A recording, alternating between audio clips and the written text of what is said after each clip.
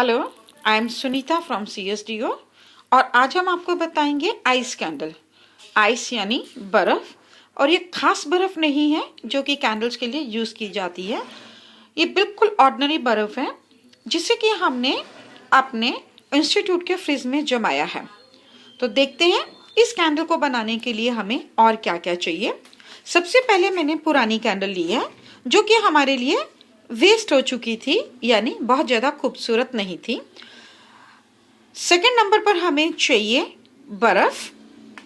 बर्फ़ को काटते समय खास ध्यान रखेंगे कि बर्फ़ के टुकड़े छोटे काटें। जैसा कि आप इस वक्त देख रहे हैं, बाउल में कुछ टुकड़े छोटे हैं और कुछ टुकड़े बर्फ़। तो आप कोशिश कीजिए कि आप किसी ट्रे में बर्फ़ जमाएं जिससे कि आपको सभी टुकड़े एक ही आकार के मिले। लेकिन यदि आपने ट्रे में बर्फ़ नहीं जमाई है तो भी घबराने की कोई बात नहीं, क्योंकि बाउल में से बर्फ़ को निकालकर आप किसी कपड़े पर रखें और हथौड़ा यानी हैमर की सहायता से आप उसको छोटे छोटे टुकड़ों में काट लें।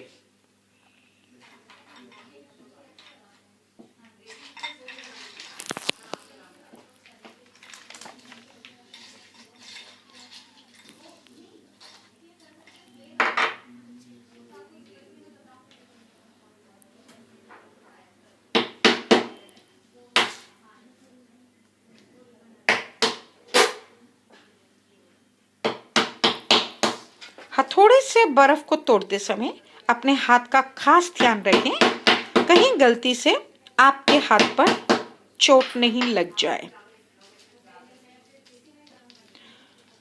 यदि बर्फ के टुकड़े बड़े होंगे तो कैंडल डाई में नहीं आएंगे। आपके पास इतनी बर्फ होनी चाहिए कि कैंडल बनाते समय वो कम नहीं पड़े।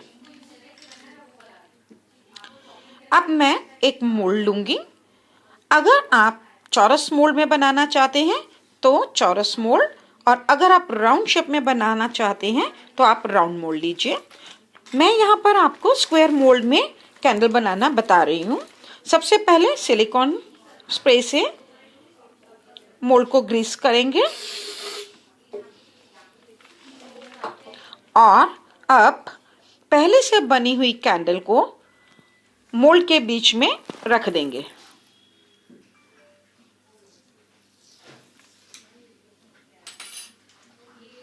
यहाँ मैंने इसका स्टिकर उतार दिया है ताकि पूरी कैंडल बनने के बाद मैं स्टिकर को दोबारा से यूज कर सकूं। ध्यान रखिए, सबसे पहले बर्फ नहीं डालनी है। अगर आप सबसे पहले बर्फ डाल देंगे तो आपकी कैंडल टूट जाएगी।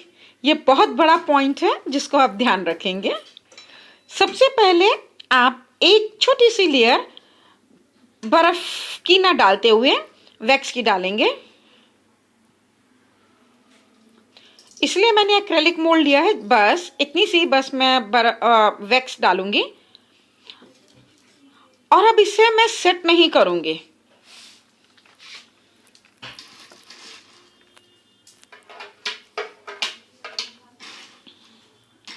मैं समझती हूँ अब आपको पता चल गया होगा कि मैंने बर्फ के टुकड़े छोटे क्यों किए थे। अगर बर्फ के टुकड़े बड़े होंगे तो मोल्ड में नहीं आएंगे।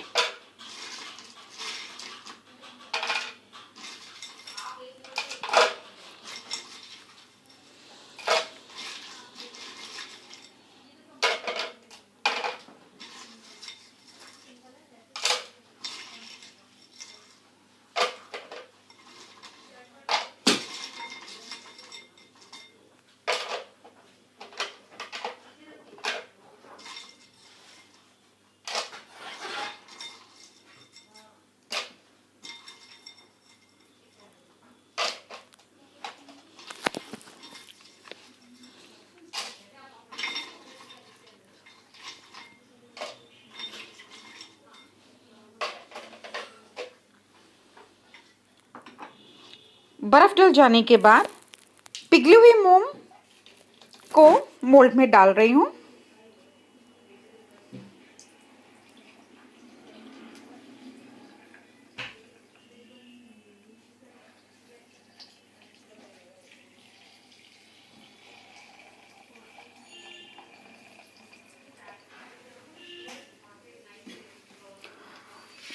इस मोल्ड में क्योंकि बर्फ़ डाली गई है इसलिए बहुत ही जल्दी ये कैंडल सेट हो जाएगी। लगभग 5 मिनट के लिए मैं इसको एक तरफ रखूँगी। 5 मिनट के अंदर अंदर ये कैंडल सेट हो जाएगी। अब मोल्ड में ही मैं बताना चाहूँगी कि आइस कैंडल इतनी खूबसूरत कैसे लगती है और आइस क्यों डाला जाता है। यहाँ मेरे पास एक तैयार कैंडल पड़ी हुई है जो कि मैंने पहले से तैयार करके रखी हुई है। इस टाइम आप देख रहे हैं कि जहाँ जहाँ मैंने बर्फ़ डाली थी वहाँ पर हल्के से गड्ढे आ गए हैं। जी हाँ, यही है इस कैंडल की खूबसूरती।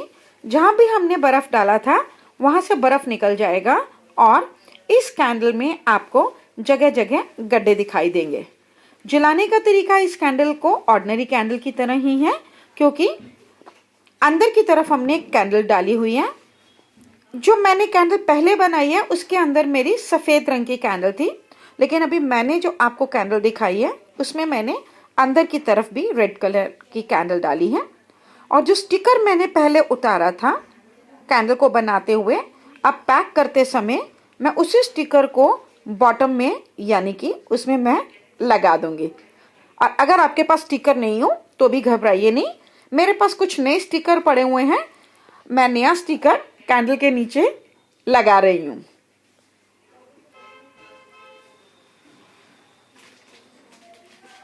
यदि आपके पास पहले से बने हुए स्टिकर नहीं है तो आप स्टिकर को संभाल कर रखिए।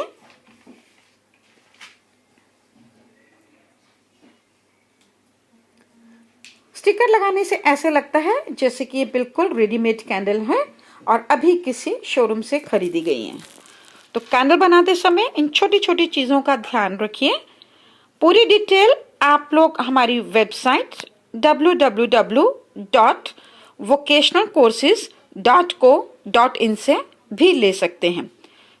बहुत बहुत शुक्रिया इस वीडियो को देखने का।